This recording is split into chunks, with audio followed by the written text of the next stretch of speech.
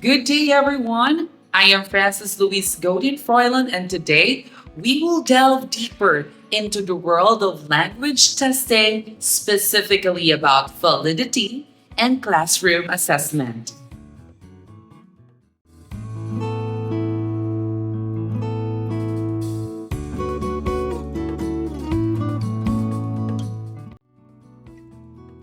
As teachers, we always come across with a specific situation in our lives wherein we question if the type of assessment that we give to our learners are valid.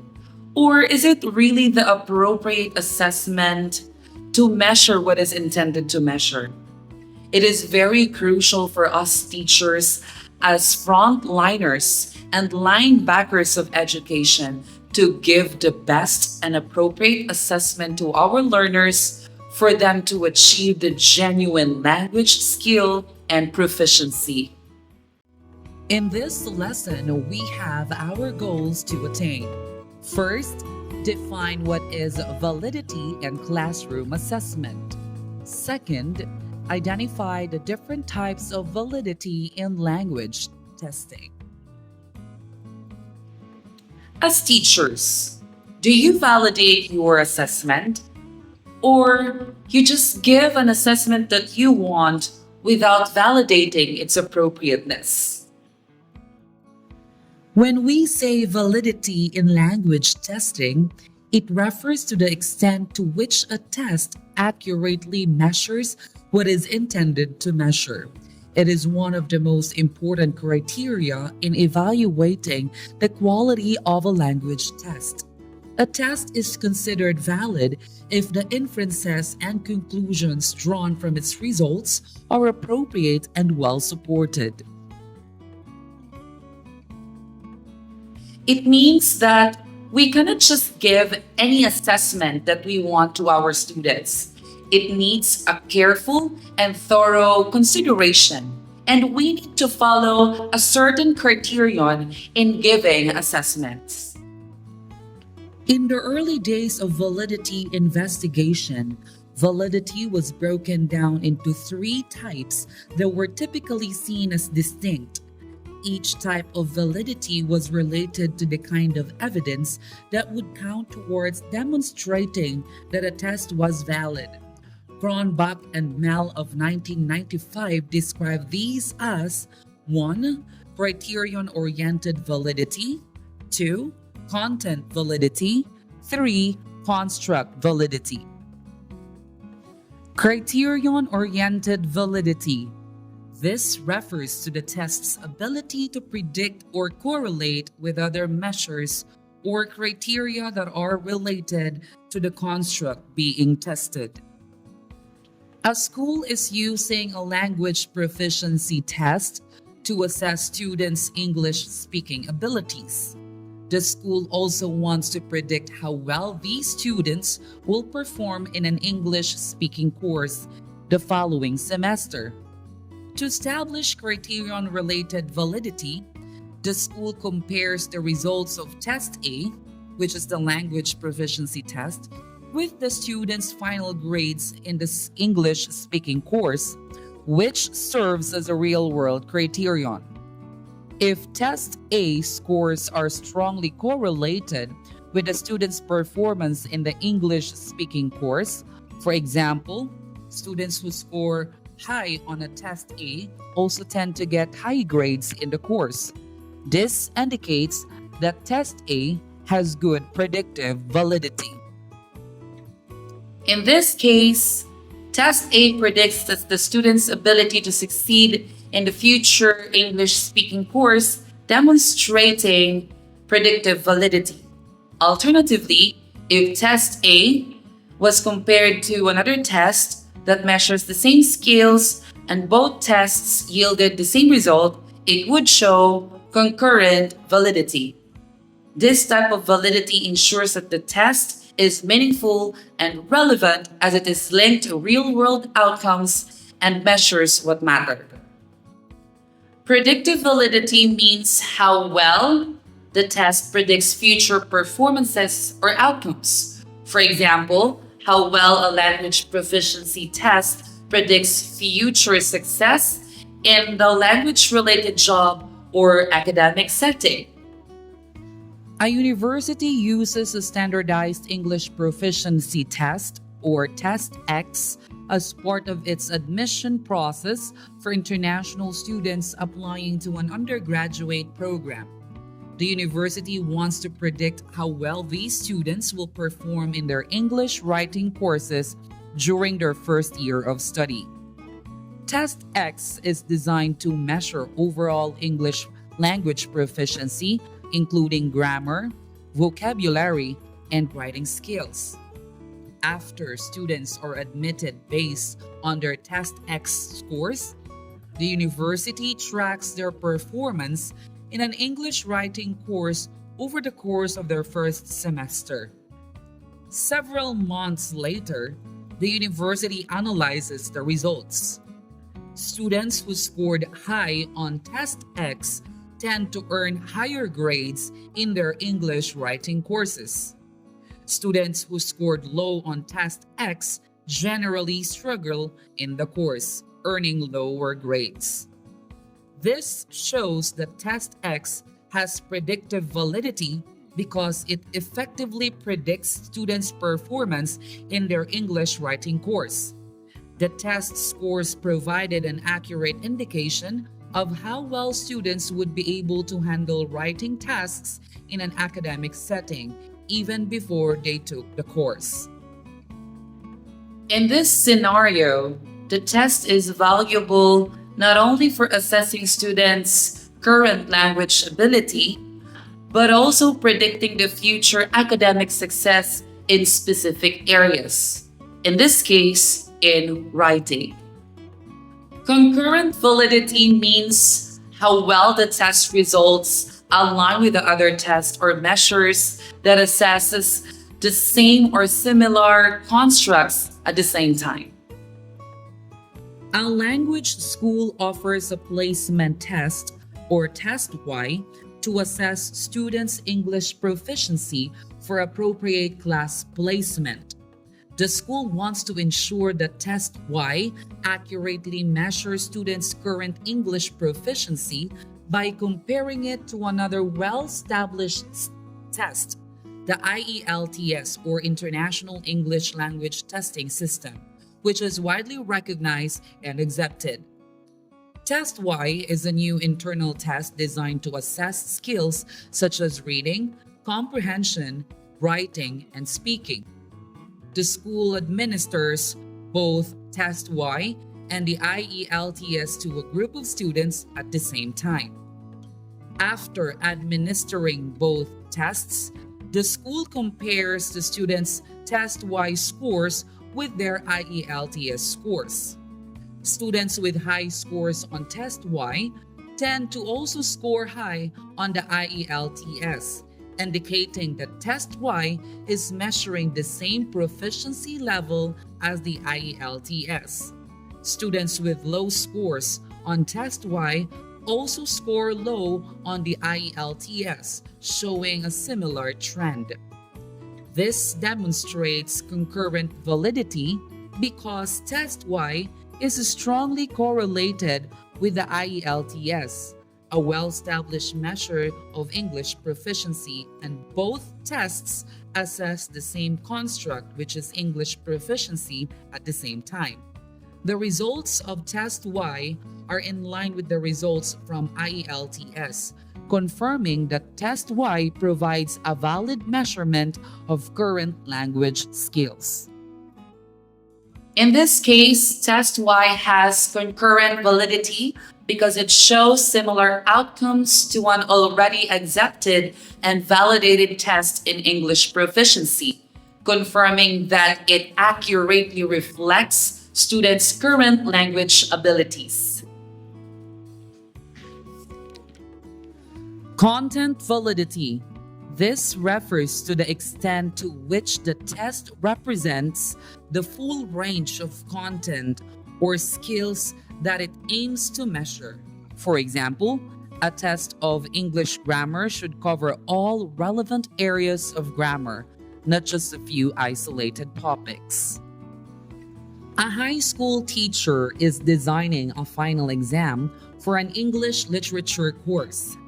The test is intended to assess students' understanding of key concepts from the course, such as reading comprehension, literary analysis, and vocabulary. The teacher wants to ensure that the test covers all relevant content and represents the full scope of the material taught throughout the semester. The teacher reviews the syllabus and identifies the major themes, texts, and skills that were covered in the course, such as reading short stories, analyzing poetry, understanding literary devices, and building vocabulary. The teacher then designs the final exam, ensuring that the questions reflect these core areas. For example, reading comprehension questions are based on the short stories and novels studied. Literary analysis questions ask students to identify and explain literary devices in specific excerpts from the readings. Vocabulary questions assess the words learned in context throughout the course. After creating the exam, the teacher asks other English teachers to review it to ensure that it adequately represents all areas of the course content and skills. They check that the questions cover a wide range of topics from the syllabus, without focusing too heavily on one area or leaving any major topic out. This process ensures content validity because the test accurately reflects the full range of skills and content students were expected to learn in the course. It is not biased toward one specific area and covers all the relative content areas, allowing for a fair assessment of students' overall understanding of the subject. In this case, the test has high content validity because it is designed to represent all the important content and skills that are taught in the English literature course. Construct validity. This type of validity concerns whether the test truly measures the theoretical construct it intends to measure, like reading comprehension, listening ability, or vocabulary knowledge. For example, if a test claims to assess reading comprehension, the questions should focus on understanding and interpreting text rather than testing unrelated skills like spelling. A university is developing a new English proficiency test aimed at assessing students' academic writing skills. The university wants to ensure that the test accurately measures students' ability to write well-structured academic essays, as this is the specific skill the test is intended to assess. The university's test designers create tasks that involve writing essays on academic topics, where students need to develop a thesis, present arguments with evidence, and organize their writing logically. However, after reviewing the test, it's discovered that some of the essay prompts are not related to academic writing. For example, one prompt asks students to write about personal experience or opinion, which does not assess academic writing skills, but rather personal expression or narrative writing. To ensure construct validity, the university revises the test to make sure that every task assesses academic writing, specifically the ability to form arguments, use formal language, and structure essays logically. The test should focus on the tasks like writing an argumentative essays or analyzing an academic article rather than asking for personal reflections or stories. After these revisions, the test is now aligned with the construct it aims to measure: academic writing skills. If the test successfully measures the specific skill, it demonstrates high construct validity. The university can then validate these constructs further by conducting research, comparing the test results with other established measures of academic writing, such as writing samples evaluated by trained raters, to confirm that the new test is truly measuring academic writing ability and not something else, like personal writing or general creativity. In this case, the test has construct validity because it accurately measures the intended construct, which is the academic writing skills, and aligns with the theoretical understanding of what academic writing entails. Validity climb. The validity climb in language testing refers to the idea that validity is not simple, all or nothing concept, but rather exists on a continuum. This means that the degree to which a test is valid can vary depending on how well it meets the different types of validity, such as content, construct, and criterion related validity, and how appropriate and meaningful it is for its intended purpose. In this framework, tests are considered to be more or less valid based on several factors, such as the extent to which they represent the content they claim to assess, whether they truly measure the intended construct, and how well they predict or correlate with other relevant measures or outcomes. In summary, the validity line emphasizes that tests should be evaluated in a detailed, context-sensitive way, and their validity is seen as existing on a spectrum rather than being simply valid or invalid. To summarize, validity is about ensuring that the language test measures the intended skills accurately and reflects the real-world tasks or behavior it is meant to assess. A test can be reliable, consistently produce the same results, but still not valid if it is not actually measuring the right construct. Classroom assessment. Classroom assessment in language testing refers to the ongoing process of evaluating and measuring students' language skills within the context of the classroom.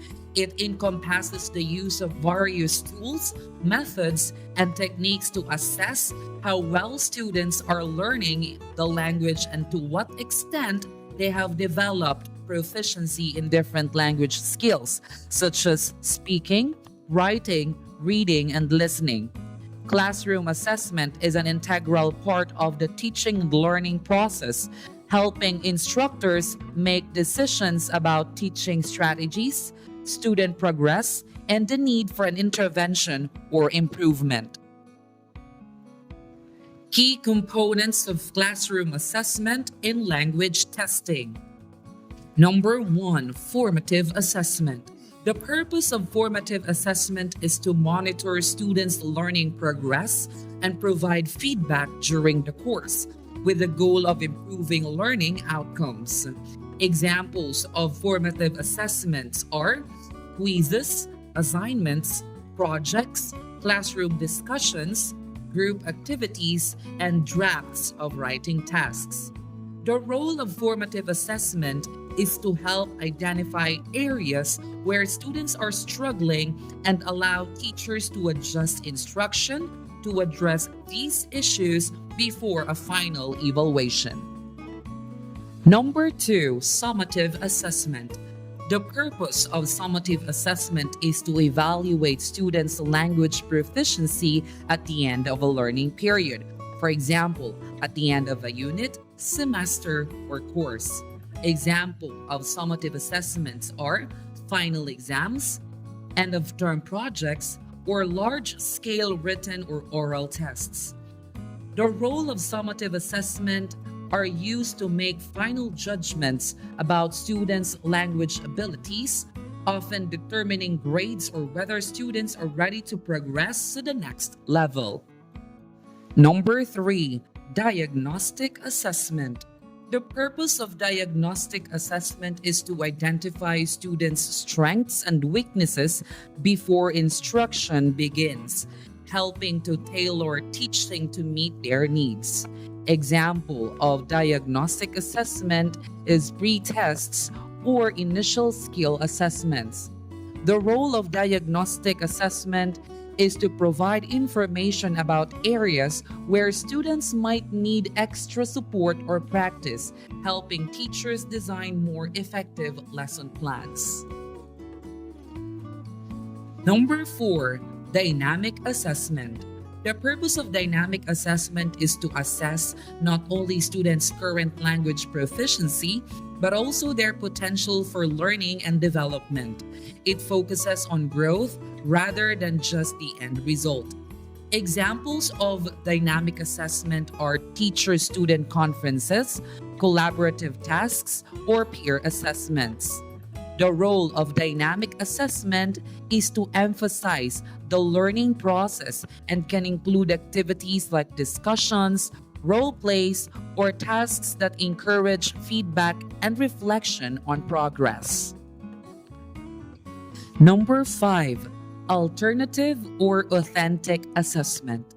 The purpose of alternative or authentic assessment is to assess students' language skills in real-world or authentic contexts rather than relying on traditional testing formats. Examples of alternative or authentic assessments are portfolios, presentations, debates, or written reflections.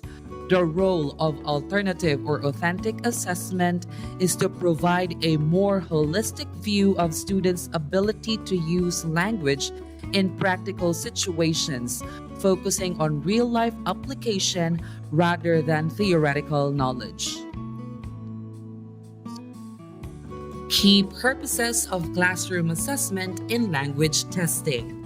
Number 1, measuring proficiency.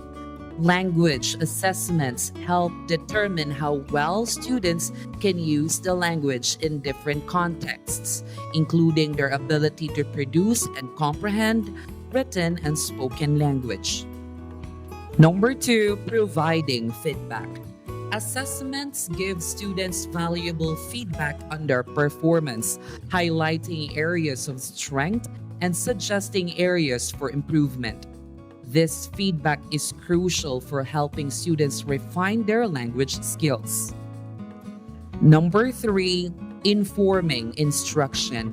Classroom assessments allow teachers to evaluate how effectively their teaching methods are working and identify areas where teaching strategies need to be adopted or improved. For example, if students are struggling with vocabulary acquisition, the teacher might decide to focus more on vocabulary building exercises. Number 4, promoting student motivation. Well-designed assessments can motivate students to engage with the language and strive for improvement. Positive feedback and opportunities to demonstrate progress can increase student confidence and engagement. Number 5, guiding educational decisions. Assessment results help inform decisions about grading, placement, and promotion. In some cases, they can guide decisions about whether a student is ready to move to a more advanced level or if additional support is needed.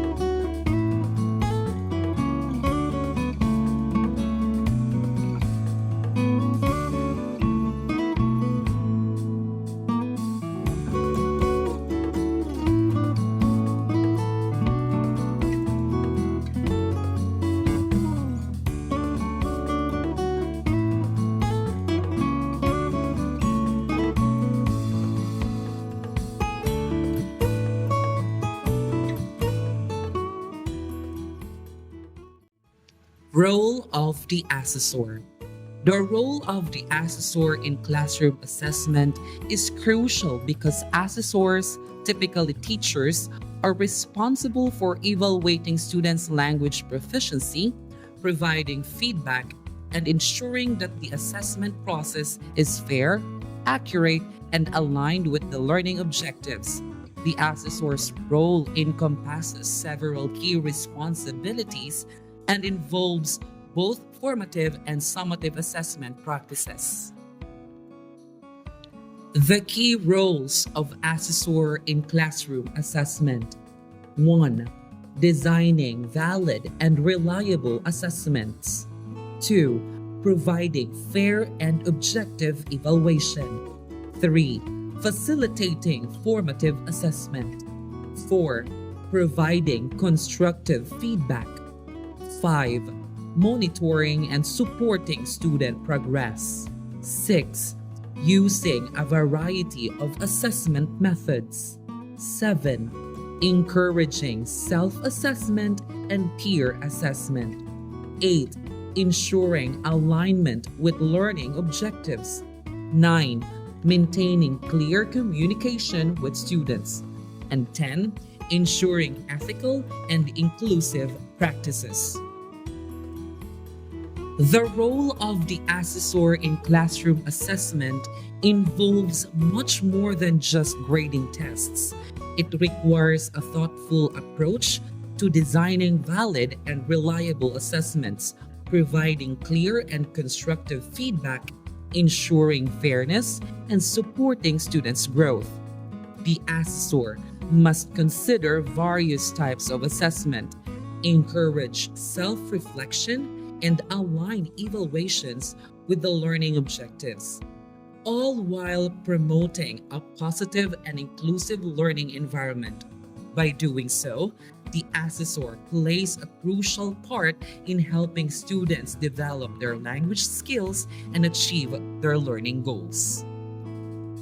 Generalizability of meaning in the context of classroom assessment refers to how well the results of an assessment can be applied or extended to a broader context.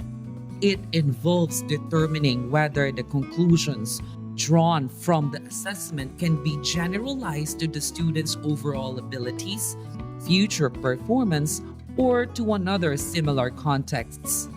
In language testing and classroom assessment, generalizability is crucial because assessments should provide meaningful information that extends beyond the test itself and helps predict or reflect students' language proficiency in a variety of situations, not just the conditions of the specific assessment.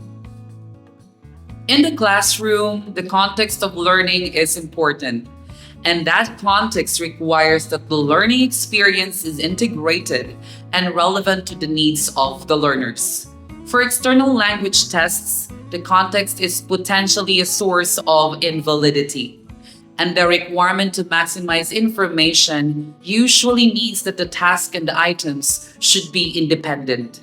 In the classroom, personal knowledge of the learner and the process of learning is taken into account.